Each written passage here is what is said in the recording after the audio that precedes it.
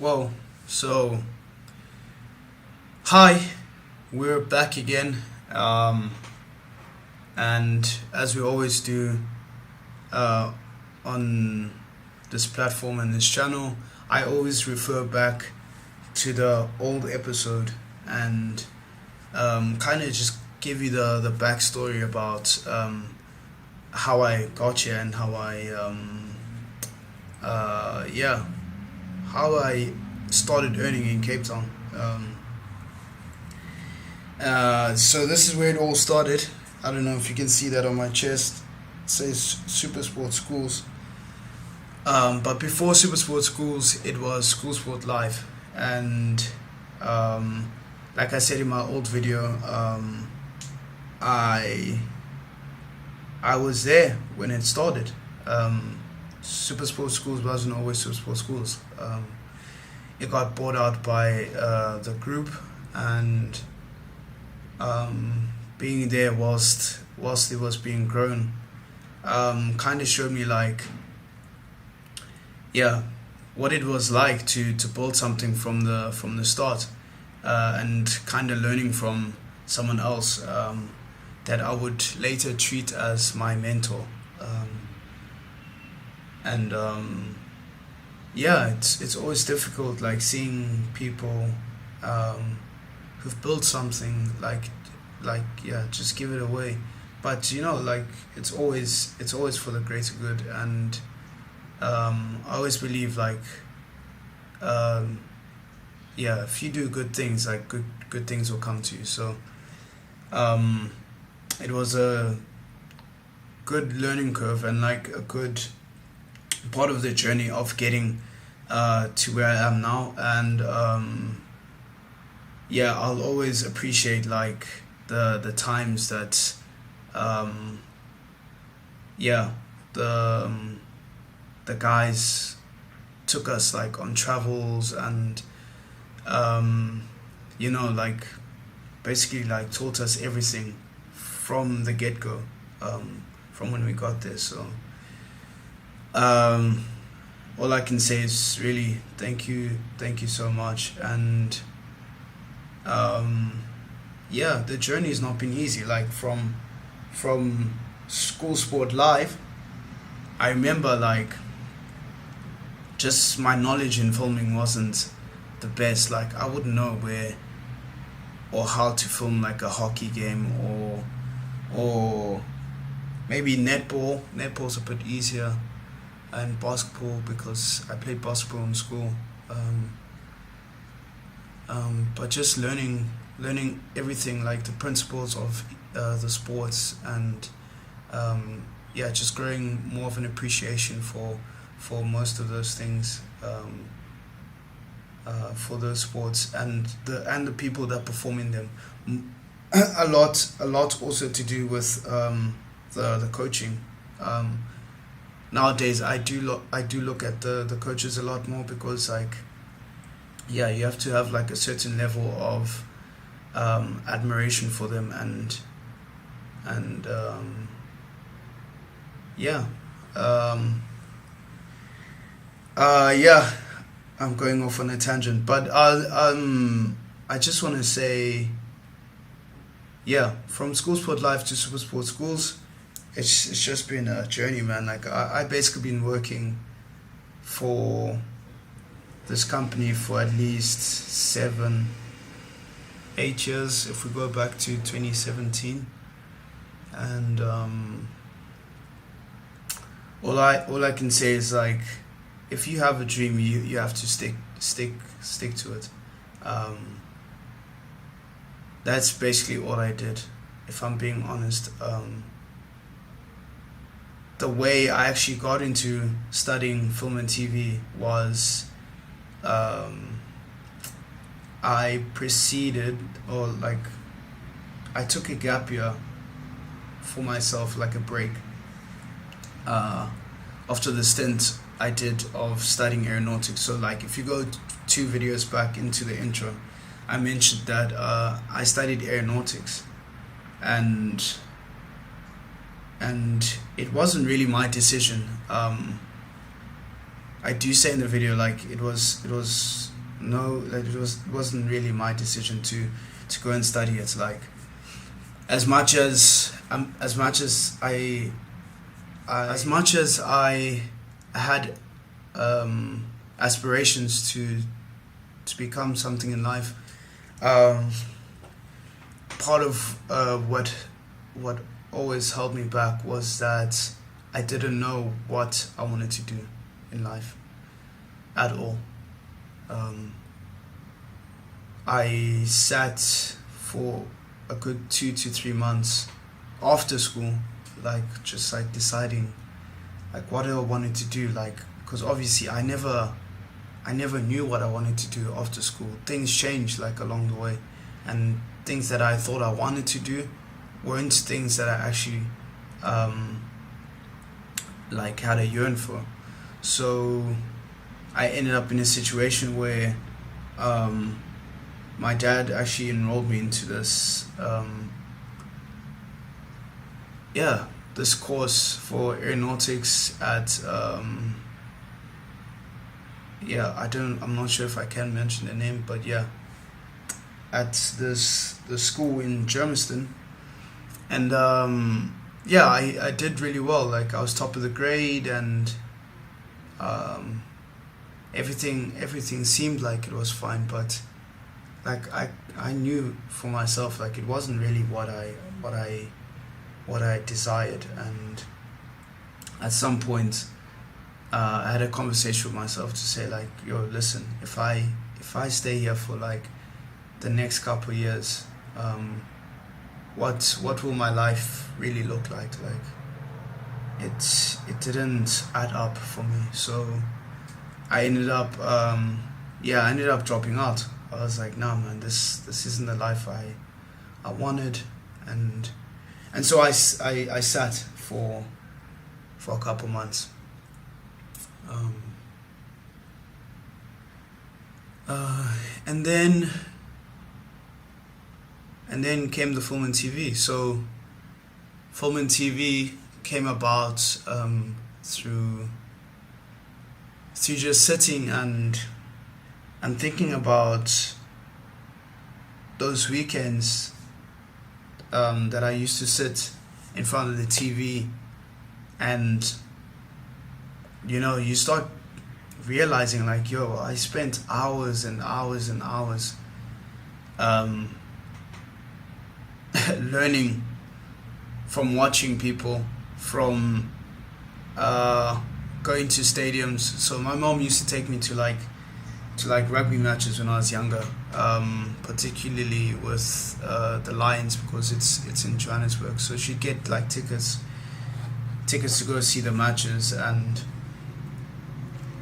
I didn't realize at the time, but that probably also helped me see like a clearer vision of what I wanted to do, because all the times you'd go there, you'd see like these camera guys on the side, and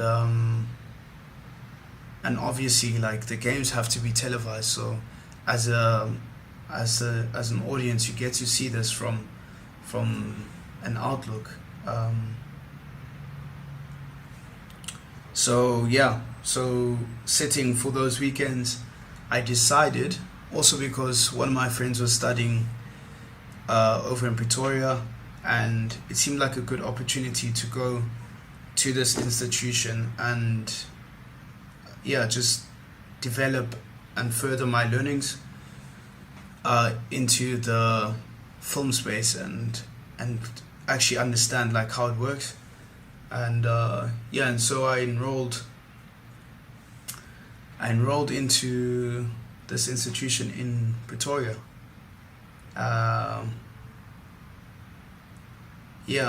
We won't get into the lifestyle that I lived there. Like, this is more about like the journey of work and working, but I will start sharing like just the way I lived whilst I was there. So yeah, good times, honestly, good times. And so after studying film and TV, um, I went on to get that opportunity, which I spoke about in 2017, and then moved down to Cape Town. And yeah, moving to Cape Town was probably like the biggest learning curve I've had in life thus far, 100%. Um, they always say the grass is greener, but I think in this case, like I literally I had to wait for the grass to grow. So um, yeah, I I basically started. So how I started is I got this opportunity with with um, with a company, the same company that gave me the opportunity up in Johannesburg.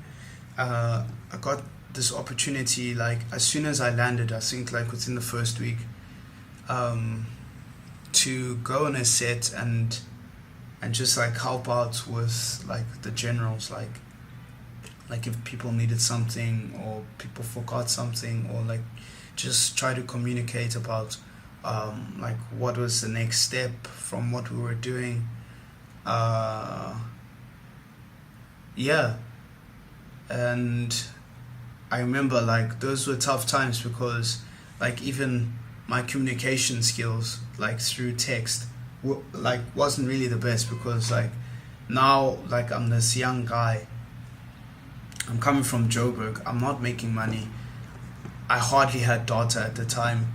um yeah, just like the craziest things, like um so now when I had to go to the job on the day, um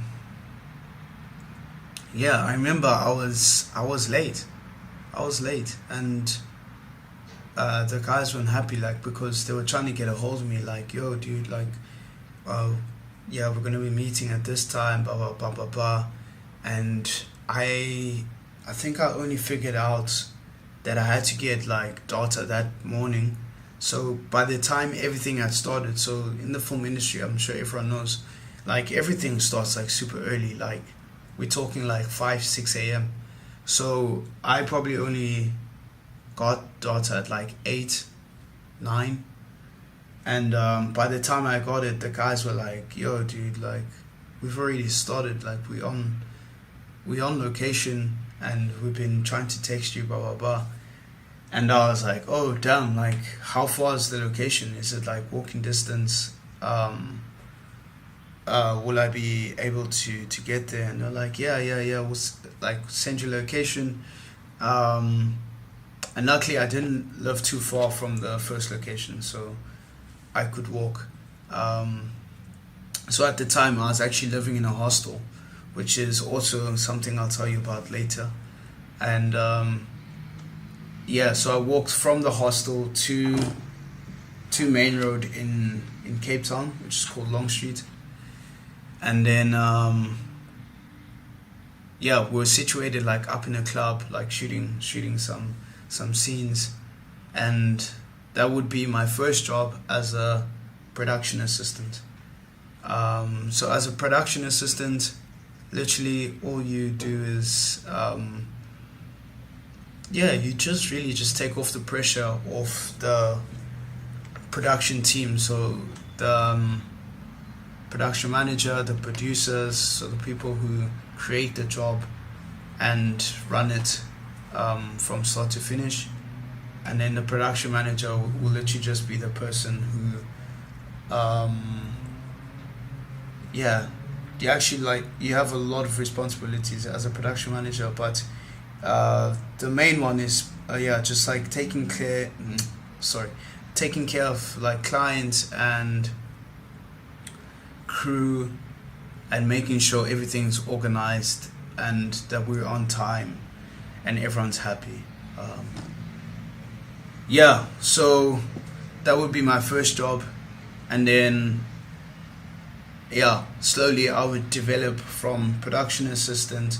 So if we go from scratch, we'll go from camera guy, production assistant, production manager, and then revert all the way back to camera, and which is my main passion. Um, yeah, yeah. Cinematography has always been my passion, and that's how we went from Supersport Schools to the big S on my chest, and yeah, the journey took almost 6 to 8 years of learning. Firstly, as a foundation at Supersport Schools or School Sport Life, how to film the sports, and then slowly, as School Sport Life was being sold to another party, which was Supersport, we were sent to a Craven Week, which is how Supersport basically inducts you into their system, and yeah, through some games they start watching like how you film and what really your strengths are, and how they can use you within their space.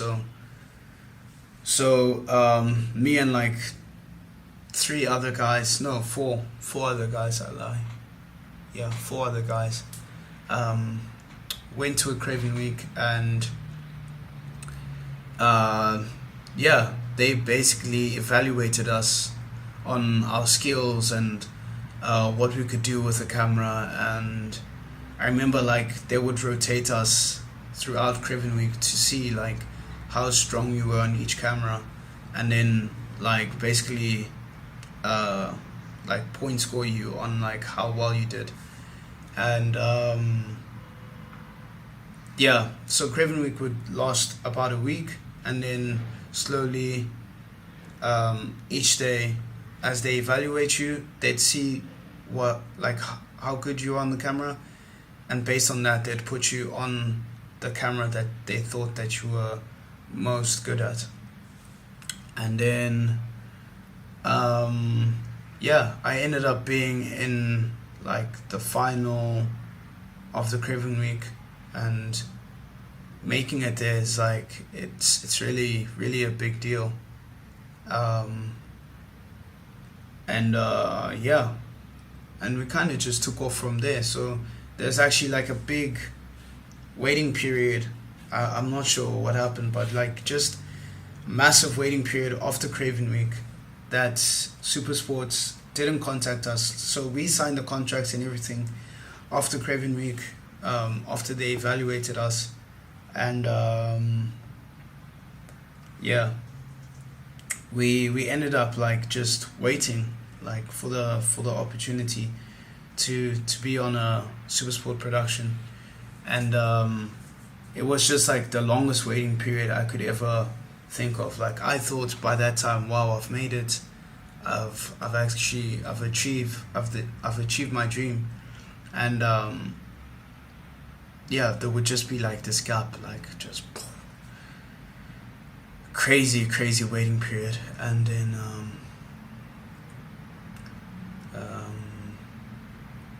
yeah, and then finally the opportunity would come. So yeah, that's how I ended up working for Supersport. And now I would say like after I've been here for about 2 years, 2.5, almost 3 years. I'd say now like I have that confidence. If I was given any camera, I think I can do it. Like, but obviously like I'm still like well into my learning years. I mean like 2 to 3 years after spending 6 to 7 or 8 years in doing production work, from production assisting to managing. It's kind of a different space. So I'm kind of right now I'm really unlearning everything that I not unlearning so much. Um, yeah, I'm kind of unlearning everything that I did for the past 6 to 7 years, and just fully putting focus in um, doing camera and being in the film space. So hopefully everything does um, end up working for the best. Now that I'm just doing this, and it's just really another example, not to give up on your dreams. Like, if you really have a desire to do something, definitely go 100% at it, and never let people tell you that it won't be possible. It might take a little long or longer than you expect, but it's definitely achievable. And from now on, I kind of have that feeling like from this point on, there's literally nothing that I'm not able to do or achieve. So um, this video is literally just to tell you that that your dreams are really possible, and you should just stick at it. Like, just keep going. Like, if you have something in your mind that you want to build it. Like, it's not gonna um yeah, it's not gonna happen by itself. um so yeah, thank you for watching another episode of Halftime Team Talks. And I think on the next one I'll share more of like my personal life, and yeah, and what happened in Cape Town.